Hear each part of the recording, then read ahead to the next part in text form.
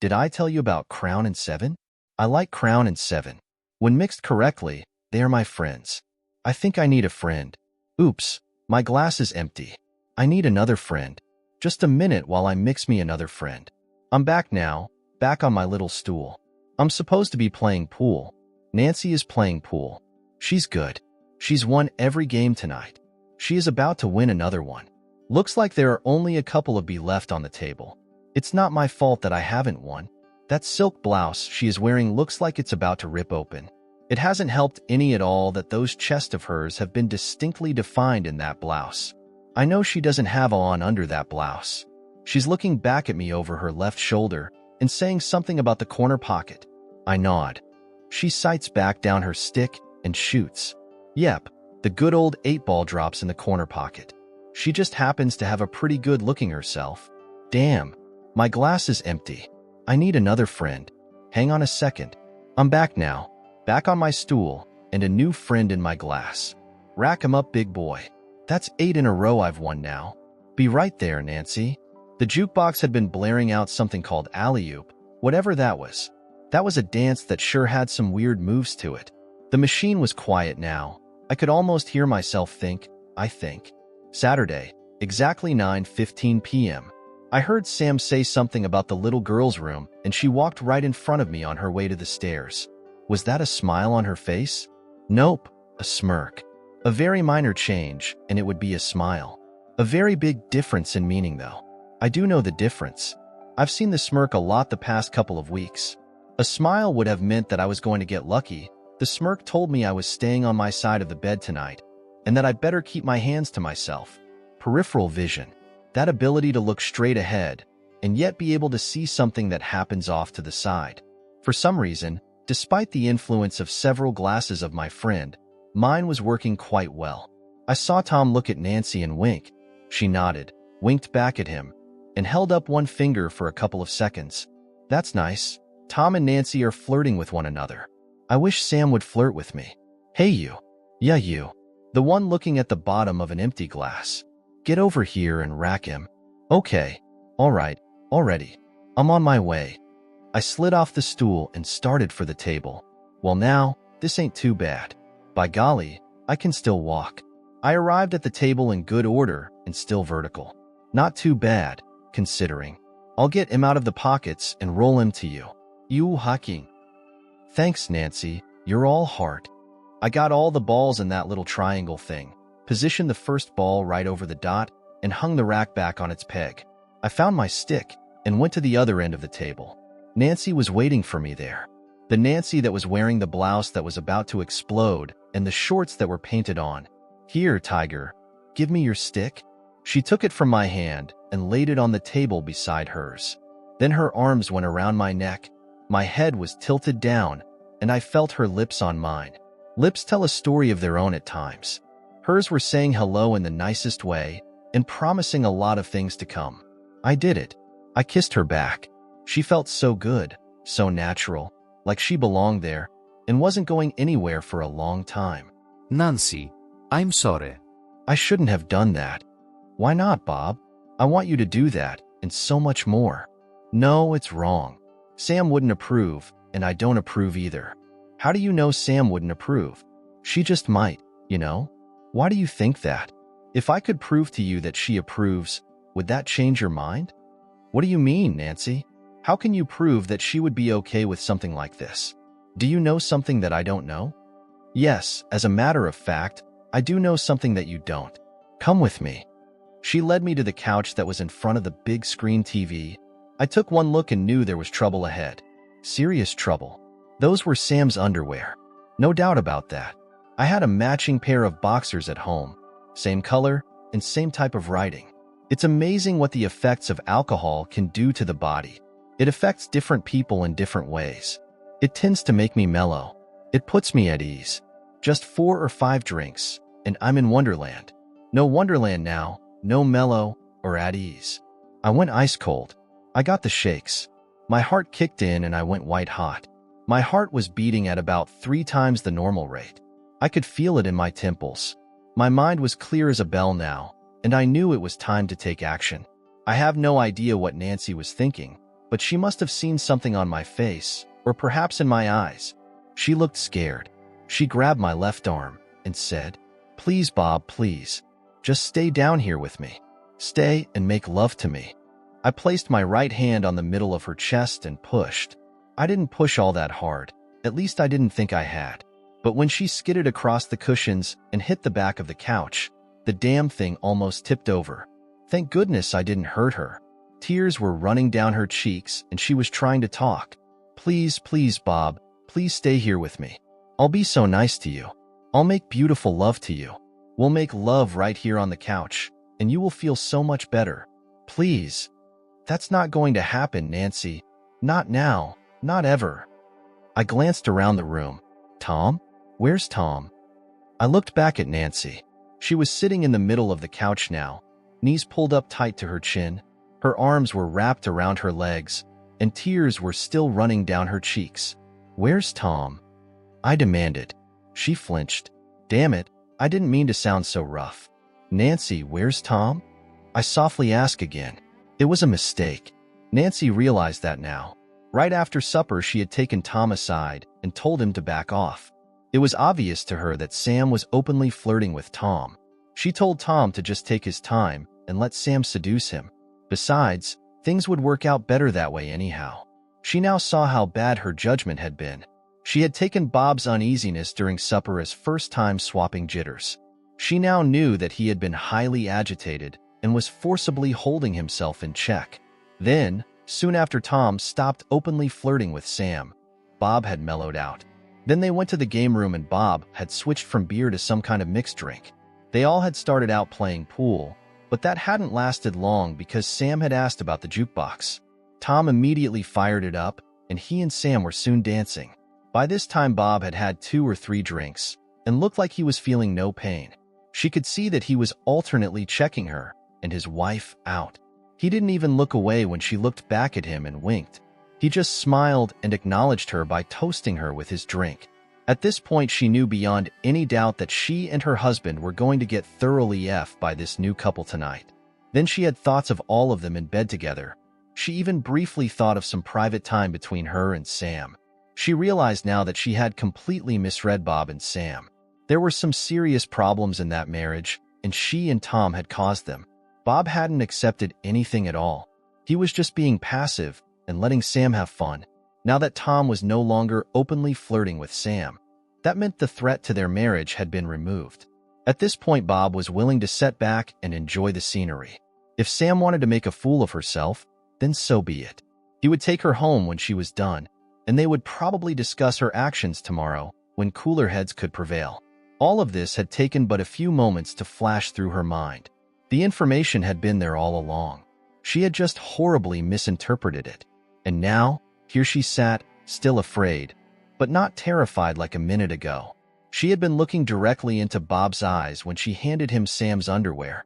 She had expected him to accept and surrender to the moment, but the smooth, handsome features had hardened. Those friendly, soft blue eyes had turned to hard, deathly blue ice. It had scared, no, not just scared. At that moment, she had been in fear for her life. It had only lasted for a couple of seconds, but she would never for the rest of her life forget that look or her reaction to it. "I think Tom is upstairs with Sam." Sat down on the couch beside Nancy and tried to think. The only thoughts that would come were thoughts that I couldn't accept. "Okay, Bobby boy, you've had a few drinks. Take your time and think it through." The thing was, though, that nothing made sense. I looked down and confirmed it. Yep, these belong to Sam. They are her all right. From halfway down the front to halfway up the back, they were stiff with dried. She must have worn them for quite a while after. I wonder if she put them back on. Either way, that was irrelevant at this point in time. Why? That's the question that needs answering now. Try as I might, I just couldn't come up with the answer. Hell, I couldn't come up with any answer, much less the answer.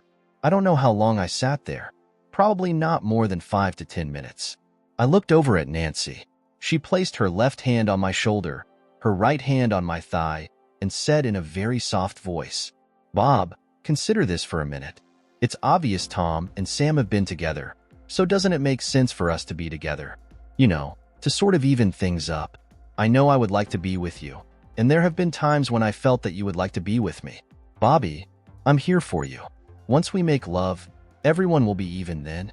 Come on, Bobby, right now, we need each other. It'll make us both feel better about what's happened." As I was talking to him, I knew that I had failed. I could see it in his eyes. I knew he could hear what I was saying, but it wasn't registering with him. I just as well have been speaking gibberish. He had that far-off look that said he was in another place, and at this moment, I didn't even exist. Suddenly, I was afraid again. Not of Bob, but of Tom. For the second time since we've been married, I have failed my husband. I have tried very hard to forget the first time, but the memories all came flooding back, and I know I am in deep trouble. Tom will be very unhappy with me. I knew Nancy was talking to me, but I'm not sure what she was saying. Try as I might, I could not think. Coherent thoughts would not form. It was time for me to do something. I had to confront Sam, which was something I had never done before. Maybe she could make me understand what this is all about. Nancy quit talking, and the look of fear came into her eyes. Oh damn, she's still afraid that I'm going to hurt her. Her hand was resting on my thigh, so I gently took it and said, "Nancy, I'm sorry I frightened you. I'm sorry I pushed you. I shouldn't have done that. I'm going upstairs now. I am back under control. I'm not going to hurt anyone, I promise. I have to see this for myself, Nancy. I have to hear Sam say this is what she wants. If it is, I will quietly leave." I turned and headed for the stairs. By the time I got to the top of the stairs and into the kitchen, I knew I had lied to Nancy. I was starting to lose it again. I left the kitchen, went through the dining room, and paused at the foot of the stairs that went up to the bedrooms. I took a couple of deep breaths in an attempt to maintain control, and then started climbing. When I got to the top, I could see there was only one door that was closed. That had to be it. Sam and Tom would be behind that door. I walked right up to it, and then stood there. I was frightened now. I was afraid of what I would find behind that door, and even more afraid of what I might do about it. I didn't want to do this. I had to do this. I took hold of the doorknob and started to turn it. I heard it. It was faint but quite clear. Oh heck. I finished turning the knob, gave the door a shove, and Saturday, exactly 9:15 p.m. Alley-oop was finally over, and I have to pee. Boy, do I have to pee. First the wine, and now those green things that Tom has been mixing have had their undesired effect. I'm going to the little girl's room. I didn't say it to anyone in particular. I just said it. I walked right by good old husband Bob. I couldn't resist the temptation. I give him the look, my special look. The look that said I was still upset with him. I have been giving him that look for 2 weeks now, though I didn't mean it this time. He looked too serene sitting there. I just had to burst his bubble one more time. It was obvious he wasn't feeling any pain. He has been sitting there for over an hour now, letting Nancy win game after game of pool. At least he wasn't over there sniffing around and trying to jump her bones. That was something in his favor. I have been teasing and tantalizing the hell out of Tom. He deserves it. He's been trying to get in from the first time we met. That was the first part of my plan tonight, to show Tom exactly what he would never get to enjoy. Maybe if I turn him on, and then leave him cold, he'll give up on me and go chase his own wife. The second part of my plan was to make Bob jealous. Maybe if he sees me openly flirting with Tom, he'll forget about that damn redhead and pay more attention to me. It's time to get our lives back on track, and that's going to happen as soon as I get him home. As soon as I am done in the bathroom, I'm going to drag him home and F his brains out. Damn, I'm horny tonight. Tonight is for us. Tonight we are going to try to kill each other with raw, passionate you-know-what. It's possible he can lie to me, but those baby blue eyes of his can't lie. They always reflect the truth. That was feeling good. I had found a washcloth, soaked it with warm water, and washed my face, arms, the exposed portions of my chest. Wow, that wasn't all sweat. Most of that was love juice. All physical proof of just how horny I am. There, all done now. Time to go get Bob and head for home. I opened the door and there stood Tom. Hey, Sam, everything come out okay? He chuckled. Oh, don't be silly. I'm going to go collect Bob, and we will be heading home in a little bit. Thank you so much for an enjoyable evening. You absolutely outdid yourself with the steaks and potatoes. They were delicious. And that salad of Nancy's was perfect. You, my lady, are quite welcome. I'm headed upstairs for a bit. Come on up. I've got something to show you. Okay, lead the way. Tom stepped around her and headed for the stairs. Finally, all his hard work was going to pay off. He had been after this hot little piece of tail ever since he first saw her about a year ago. He had got his first real break about 5 weeks ago, and then had pushed it to the limit at boys/girls night out 2 weeks ago. Oh, he still had a couple of aces up his sleeve, and he would play them if necessary, but right now he had that cute little bee willingly following him to his bedroom. He was sure Nancy had things fully in control in the game room, so he wasn't worried about time. She had an ace to play too, if needed. She would probably get the SF out of her tonight, and then they would compare notes tomorrow. It didn't make any difference to Sam. She could leave now, or 15 minutes from now. The night was still young. She would go look at whatever it was Tom wanted to show her, and then she could take her man home. As Tom opened the bedroom door, he was thinking that would be the perfect way to start things. He would love it, and she would probably enjoy giving it. Then he would drive her wild, and when the time came, they would finish. Wow, what a way to end the evening. Here we are. Step into my parlor, said the spider to the fly. Thanks, Tom. She went in and started doing what all women do when in strange territory. She didn't notice that Tom quietly closed the door behind them.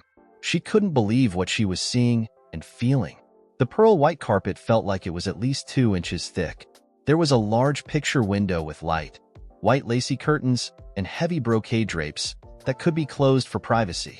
2, not 1, but 2 walk-in closets, a king-size bed, and black satin sheets. And this bathroom, oh my, would you just look at this bathroom?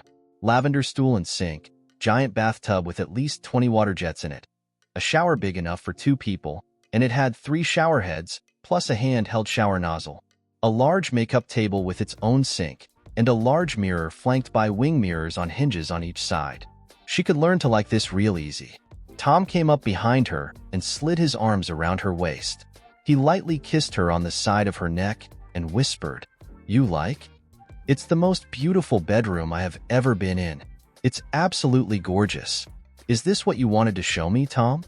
He gently turned her around in his arms, looked down into her eyes, and softly said, "Yes." And he gently touched his lips to hers. Oh my, she was being kissed by Tom, while standing in the middle of this beautiful bedroom. Her toes were tingling, and at this moment in time, it felt so right. She returned his kiss, such a gentle kiss. Come on, body, breathe. Oh damn. She was finally able to break the kiss and ease her body back a few inches. Now she could breathe. Breathe in, breathe out, breathe in, breathe out. Everything finally started to work again, including her brain. It suddenly went into high gear. What the hell was she doing? This can't happen. But it did happen. It has to stop. Tom. He tried to initiate the kiss again. She turned her head to the side and said, "Tom, I can't do this." "Why not, Sam? It seems so right." "I know it does, Tom, but it just can't happen. I'm married. I know my husband wouldn't like it. And what would Nancy say about it?" "Look, Sam, Nancy knows I want you, and is okay with it. As a matter of fact, when I told her that you and I might get together tonight, she encouraged me and wished me luck. As far as Bob is concerned, he could very well be taking care of Nancy right now." "You mean Nancy willingly goes along with this?" She, wait just 1 minute here. What's this about Bob taking care of Nancy?" "Well, since I'm up here with you, that means she's down in the game room with Bob. She wants it tonight, too." "Sam, you don't understand. Nancy and I occasionally find other partners to be with. We have found that variety adds spice to our life. It keeps things from going stale." "No, Tom, that can't happen with Bob and me. I know what Bob is capable of doing and what he is not capable of doing. I assure you that nothing improper is happening in the game room. Now I need to leave. Thanks for a nice evening." I turned and started to walk away when Tom said, "Wait 1 more minute, Sam. Please. I really do have something else to show you." So I turned and walked back to the center of the room. Tom went over to a dresser, opened the top drawer, and pulled out a photo. He walked back to me and handed me the photo. He didn't say a word, but just stood there, looking at me. I looked, and I couldn't believe what I was seeing. It had been taken inside of what was probably a tea bar. There was Bob, sitting in a chair right in the middle of the picture, and sitting astride his lap was a blonde that had the biggest chest I have ever seen. Even though I couldn't see his face, I knew it was him. I looked up at Tom and demanded, "When in the hell did this happen?" 2 weeks ago. Boys' night out. Ok, fine. Someone has some explaining to do tonight. I'll get to the bottom of this when we get home. Now, if you don't mind. Sam, please. Look, 2 couples meet. They get to know and like one another over a period of time. So they trade partners for a night. They know there is no danger of disease. There is no sneaking around. No worries of being caught. Each knows and approves of what the other is doing. Just good clean with a different partner. Since Nancy and I started doing it, our bedroom life has gotten 10 times better. Give us a chance, girl. If you decide you don't like it, then it will never happen again. We will even remain friends. Come on, what do you say? If that's all, Tom, it's time for me to go. No. That isn't all, Sam. I wasn't going to do this, but it may just convince you. He went back over to the same drawer he got the picture out of and pulled out what looked like a pair of boxers. Tom handed the boxers to me and said, "I found these under our bed last week. Nancy thinks Bob is a wonderful lover." Suddenly my heart was in my throat. I felt faint. The room started to spin. I forgot how to breathe for the second time tonight. Those were Bob's. No question about it. Sam's ass printed across the back and Sam's C printed across the front. What added insult to injury were the stains on the front. I let out a faint sob, and then the tears started. They just kept coming. I would almost regain control, and then they would come harder than ever. Tom took me in his arms and held me. I felt so safe there. After the third attempt, I finally started to gain control. That's when I realized how big of a jerk Tom was. His left arm was tight around my lower back. He had his right leg between my legs. The top of my dress was down to my elbows. I wasn't dizzy anymore. My knees were no longer weak. My heart had gone back to where it belonged, and I had started to breathe again. I snapped. He should have been looking at my eyes instead of at my chest. It might have saved him some pain. I put my hands on his hips and pushed him back about a foot. Then, before he could react, my right knee came up with all of the force I could muster. I'm sure there was a full charge of adrenaline propelling my knee, because when it connected, his feet went a couple of inches off the floor. His hands went immediately to his C. He was standing with his knees slightly bent, leaning a bit forward at the waist, and his chin was pointed at the ceiling. His mouth was wide open, forming a perfect "oh," but no sound was coming out. Then it happened. He tilted to his right and started to fall. Oh, heck. Then I heard the door behind me slam against the wall. I spun around, and there was Bob and Nancy. Nancy was first to act. "Oh, honey, what's wrong?" She zipped past Bob and me, fell to her knees, and tried to hold Tom's head in her lap. "My poor baby, are you all right?" All Tom was capable of was a few faint moans. I looked at Nancy, and with as much sarcasm in my voice as I could possibly inject, said, "I'm sure he will recover, but I really don't give a damn if he does or not." Then I handed Bob the picture and asked, "Would you care to explain this?" Speaking of pictures, I must have been a picture standing there with the top of my dress below, and the shoulders of my dress down to my elbows. I didn't even turn away. I just repaired the damage and then looked at Bob and waited on his explanation. Of course I can explain this. At the last boys' night out, the game got rained out in the bottom of the third inning. As we were leaving, Mike wanted to check out that new bar that went in across the street and talked Tom and me into going with him. We weren't in there 10 minutes when that bimbo plopped down on my lap and stuck her in my face. It only took me a few seconds to push her off and tell her to go bother someone else. I left right after that and came home. However, you didn't get home till after midnight. Where did you spend girls' night out? It wasn't downstairs on the game room couch with Tom, was it? Of course not. Why would you think that? Nancy found your underwear down there. Here, see for yourself. Go on, take them. They ain't mine. The hell they ain't. And you've been with Tom, haven't you? The hell they are. And I damn sure haven't been with Tom. Yeah, right? But I damn sure know who these shorts belong to. Here, you can have them back now. Tom found them under his bed last week. Nancy told him you were a wonderful lover. Well, lover, don't you want them back? I can be just as stubborn as you. They ain't mine. The hell they ain't. And you've been with Nancy, haven't you? The hell they are. And no, I haven't been with Nancy. Yeah, right. There we stood, nose to nose. Neither one of us was even close to backing down. That wasn't about to happen. Certainly not here, not under these conditions. We stood there for what seemed like hours, but could have only been for a few seconds. I looked past her at Tom and Nancy on the floor. Nancy was wearing her "I'm scared to death" face and cradling Tom's head in her lap. Tom was curled up in a ball, with both hands still buried in his crotch. He was now adding a few whimpers to his moans, but other than that, nothing else had changed. Not true. Something was changing now. His shorts were getting wet. Damn. He was in so much pain that he had lost control of his bladder. His shorts were completely soaked now, and there was a stain starting to spread on the carpet. I turned to see what Bob was looking at. Nancy was sitting on the floor, trying to hold Tom's head in her lap. God, she looked like death warmed over. Tom was all curled into a ball and, oh heck, he was pissing his pants. Good. The son of AB deserved it. I looked back at Bob and said, we will finish this at home. Let's go. Now. Damn it. And we walked out, me carrying that stupid picture and Bob's shorts, and Bob carrying my underwear. At least we were leaving with more than we came with. Saturday in the car, 9:45 p.m. We only had to go 4 blocks to get home. Neither one of us said a single word. She just sat there and stared straight ahead.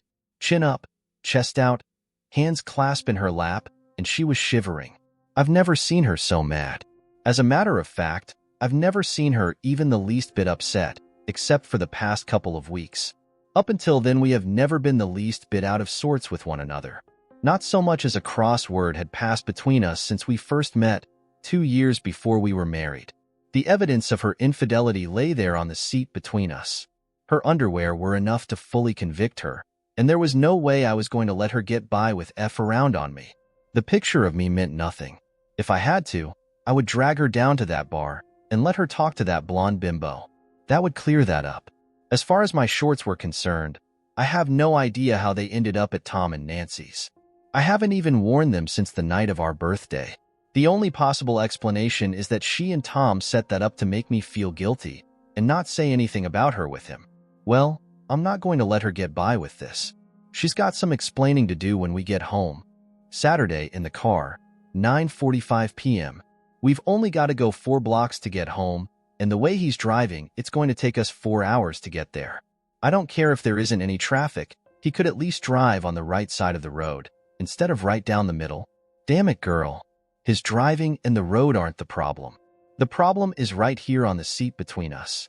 The picture is easy enough to check out. I'll go down to that damn bar and choke the truth out of that S if I have to. He's not going to weasel out of this. Those shorts speak for themselves. They are all the proof I need, and he is going to pay big time for this. How in the hell did my underwear get over there? I haven't worn them since our birthday over 2 weeks ago. Wait a minute here, girl. Think about this. There can only be one way they got over there. He and Nancy set this up in order to cover their asses. That's got to be it. Saturday, 9:50 p.m. I pulled into the drive, pushed the button on the door opener clipped to the visor, and sat there patiently waiting on the door to go up. Slam. That sure shook hell out of the car. There goes Sam, stomping up the drive, carrying the picture and my shorts. Oops, guess she's got her underwear too. There goes my evidence. I'll never see any of that again, except maybe in divorce court, and then it will only be that picture and my shorts. You can bet your bottom dollar those underwear will disappear. The door topped out and I pulled into the garage, hit the button again to close it, shut the car off, and got out. I gently closed the car door, and then I hauled off and kicked it as hard as I could. Ouch. Oh heck, that hurt. I hopped over to the bench, sat down, and started rubbing my foot. Damn, feels like I broke it. Son. Of. A. B. That hurts. Oh heck. Look what you just did to the car door, you idiot. Your car door, Bobby boy. Look at the size of that dent. Would you? Idiot. Crap. Why in the hell didn't I kick the door on her car? Damn. My foot hurts. I sat there rubbing my foot and tried to think. What led up to this? Why would she decide to be with Tom? I know for a fact that he is definitely not her type, so it wouldn't be because she loved him. Since love isn't involved, then it must be just for the thing. But there hasn't been anything wrong with our life that I know of. I certainly don't have any complaints. As far as I knew, it has been perfect. Except for her 2 pregnancies and her monthly cycles, we have never went more than 2 days without making love. Sometimes it was soft, slow, and sensuous, and sometimes it was hard, fast, and furious, and always very satisfying. So what's the attraction to Tom? There is only one thing left that could account for it, and that is punishment. Did she do it to punish me? If so, why? I haven't given her any reason to go F anyone else, much less Tom. To hell with it, I just as well go in. I got up and limped into the kitchen and sat down at the table. Man, that hurts. Time to rub my foot again. Gee, Bobby boy, why don't you go back to the garage and kick the other door with the other foot? At least then everything will match. 2 dented doors and 2 dented feet. Ah, jet serieus jou idiot. And then I saw it, sitting right there on the counter with 3 other bottles. Half a bottle of gin, an almost empty bottle of brandy, and an almost full bottle of scotch. What really had my interest, though, was an unopened bottle of Crown. I wonder how that would taste without 7-Up? One way to find out. I got up and hobbled over to the counter, grabbed the Crown, twisted the lid off, breaking the seal, and took a good healthy drink. Wow, that burned all the way down. Then my stomach got warm. I found out what I wanted to know. Like fire going down and warm in the stomach. I took another drink and waited. Yep, same results. Bobby boy, you just as well be comfortable. So I hobbled into the living room and sat down on the sofa. That shoe had to go. I slowly removed it and the sock and gently rubbed my foot. It was starting to swell and change color. I gulped another drink, and that one didn't burn one little bit going down. Oh, Sam, what's happened to us? I started to cry. Take a drink and cry. Take another drink and cry some more. The last thing I remember is leaning over sideways and laying my head on one of the many throw pillows we have scattered around the living room. Saturday, 9:50 p.m. When Bob pulled into the drive, I grabbed all the stuff in the seat, got out, slammed the door as hard as I could, ducked under the garage door as it was on its way up, and stormed into the house. To hell with that son of a b. I didn't want to talk to anyone right now, especially Bob. I went to the bedroom, slammed that door too, and fell on the bed. All I wanted to do right now was cry. All I was capable of doing right now was cry. The last thing I want to do is look at his cheating, conniving, guilty, ugly face. And cry I did. The tears just wouldn't stop coming. I finally got up and went into the bathroom. I took care of business, snatched a handful of tissue, and went back into the bedroom. There on the bed were shorts, underwear, and picture. Right where I had threw them when I first came in. I started crying again. Oh, Bobby, how could you? Sobi, I've always been faithful. Sobi, Sobi, what have I done that was so horrible that you had to sleep with Nancy? Sobi, why did you sneak out and have dinner with another woman? If you would have just asked me, I would have had dinner with you. I love you so much. Sobi, I have always loved you, and only you. I was just about to get myself under control when I looked at the shorts and underwear. The crying started again. Finally, I got myself under control. I got off the bed, picked up the picture, shorts, and underwear, carried them into the bathroom, and threw them into the trash. I never wanted to see that garbage again. I went back to the bed, lay down on my side, curled up and stared at Bob's side of the bed. The now empty side. The cold, empty side. I have no idea how long I lay there, softly crying. Oh, Bobby, what's happened to us? Sunday, 9 a.m. Heat. The heat was bringing her to life. That trip from slumber to consciousness. It may be slow, fast, pleasant, or painful. This time, it was twofold, the burning heat and a splitting headache. Oh damn, my head hurts. My eyelids were stuck closed by dried tears.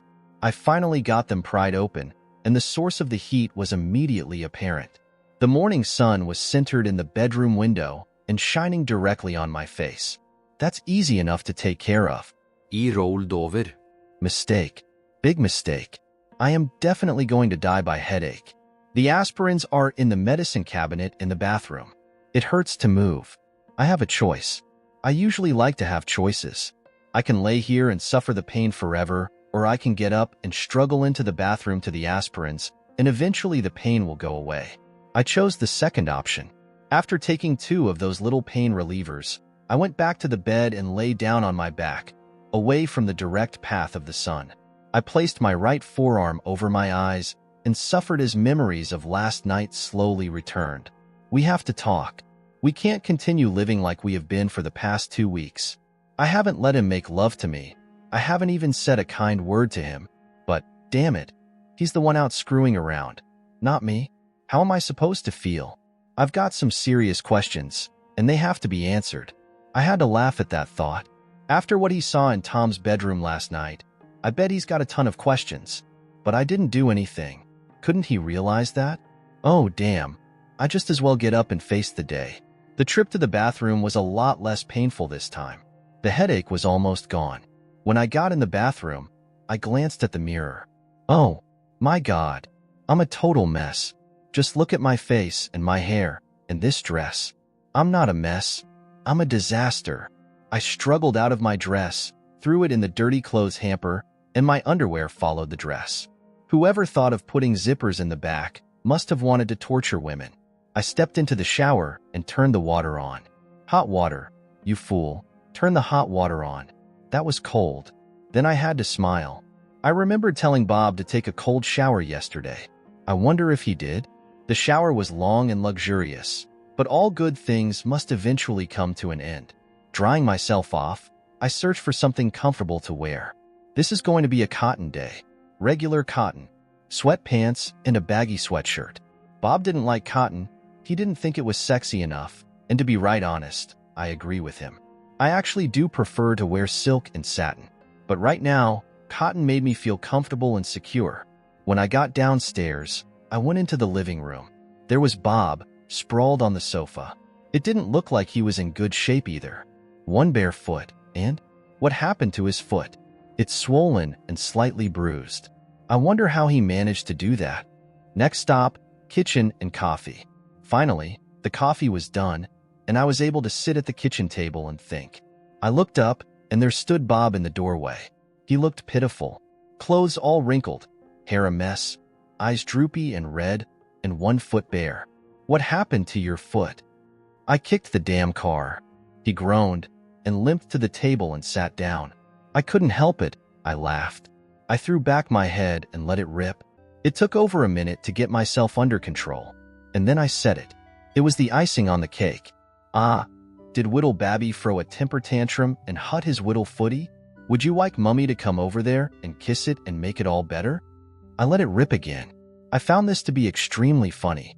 Evidently, I was the only one that did. He just sat there and glared at me. I got myself under control and asked, "Would you like a cup of coffee?" "Yes, please." I got up, filled a cup and sat it on the table in front of him.